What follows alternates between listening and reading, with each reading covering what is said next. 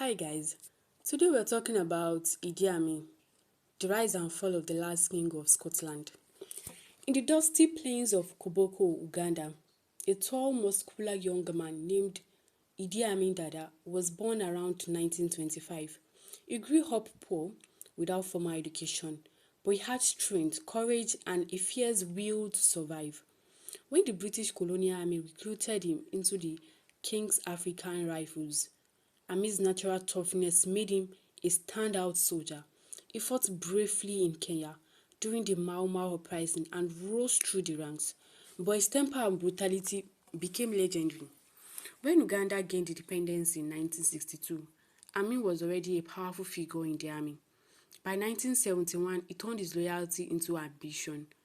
In a cold January morning, while President Milton Obote was attending a Commonwealth summit in Singapore, Amin seized power in a military coup. The radio announcement echoed through Kampala. "The army has taken over the government to save the nation." Crowds cheered, not knowing that the man they hailed as a hero would soon rule with terror. At first, Amin presented himself as a man of the people, laughing, dancing, visiting markets, and promising prosperity. He wore military uniforms decorated with medals he awarded himself and gave himself grand titles like His Excellency, President for Life, Field Marshal Alhaji Dr. Idi Amin Dada, VC, DSO, MC, Lord of all the beasts of the earth and fishes of the sea, and Conqueror of the British Empire. But beneath the laughter hid paranoia and cruelty. Amin began to see enemies everywhere, in his ministers, his soldiers, even some of his friends. Thousands were arrested, tortured, and killed.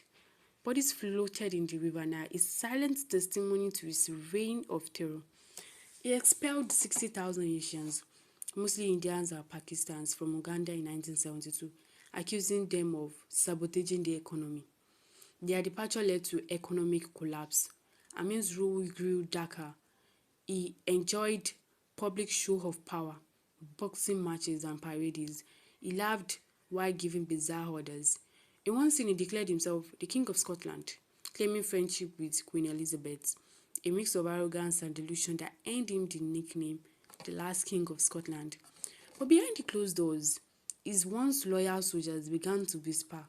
Even his generals feared him. Foreign journalists described his reign as a theater of blood. By the late 1970s, Amin's brutality had turned allies into enemies. In 1978, Amin made a fatal mistake.